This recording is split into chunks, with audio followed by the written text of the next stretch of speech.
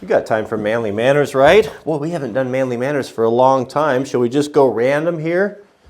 Random. Okay, here we go.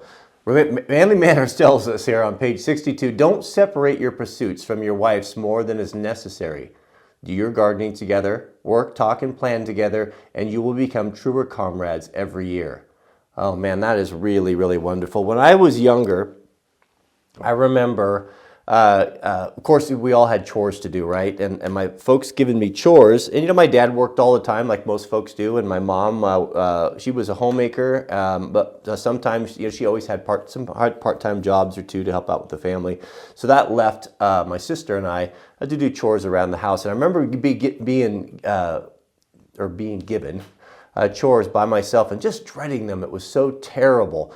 You just kind of felt lonely and you're there by yourself and it's hard to get motivated. It was so much more enjoyable to do something with something else.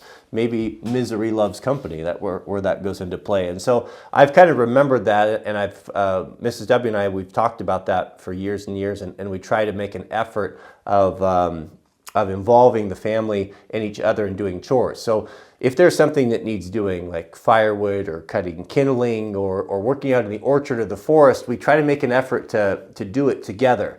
And that takes a lot of effort and a lot of patience for us men many times, because especially if you're used to working with other men that are capable and trained, and you get a couple guys that work together for a long time and you become so efficient that you don't even need to talk. You really build really great relationships. I have worked with guys in the past where we would do excavating, we would do drain fields and sand filters and different things, and you didn't even have to tell anyone. Everyone knew their job, and it just went very seamless and very quick, and made the whole process enjoyable.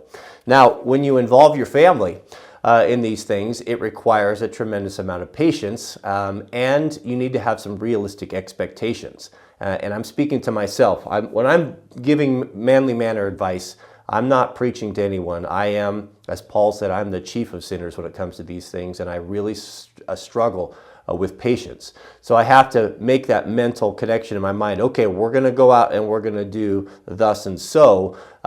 You're working with people that have maybe children, or maybe your wife that has not done this before. She's not physically as strong as you are. She doesn't have the experience.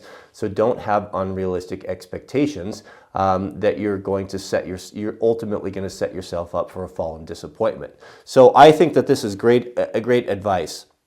Now, that being said, it's really important to have your own thing and your own space. You don't want to just be together all the time. You can get on each other's nerves. And so I think it's important for a guy to have his shop, or maybe a room in the house where you do your reloading, or you do whatever it is that you like to do, and the same for women.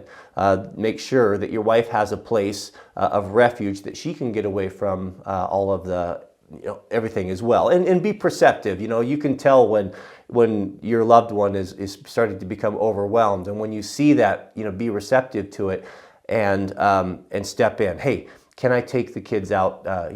Maybe take them to town, or can I take them out for a walk, or go outside and give you a little bit of a break? And that goes both ways, and that's how you show love for one another. And it's not about keeping track.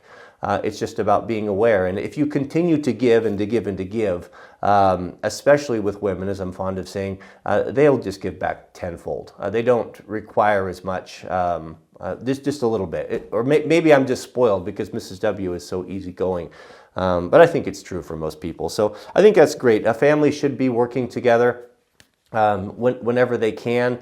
Remember, we only have a few years with our kids, and so if you can you can take advantage of that time spent together, where you're having conversation and making memories. It's just so rich, and your kids will remember it versus everyone kind of doing their own thing. I think it is, and I'll close with this. I think it's one of the most effective tools in the devil's playbook is to separate families and get them out doing their own things.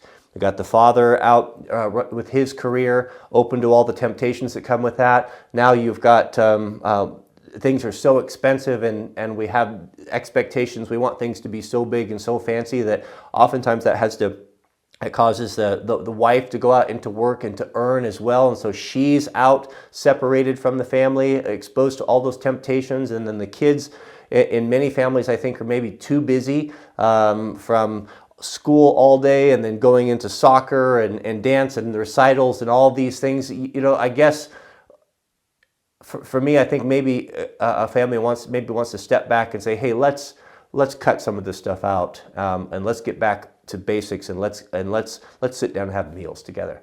Let's sit down and listen to audiobooks together. Let's play games and turn off the computers and the routers at night. And let's make sure that we understand that the family is number one. The family is the foundation of Western civilization. And so when you see the attacks on the family, and when you see how the struggles that so many families are having, and the divorce rates and the difficulties, it's a sad thing. And I'm not saying we have it all figured out, but I understand that the importance of it, and to dedicate those resources towards it. So yeah, that's Manly Manners for today. Thanks for watching. Don't forget to click the thumbs up if you enjoy these videos, and we'll see you guys on the next one.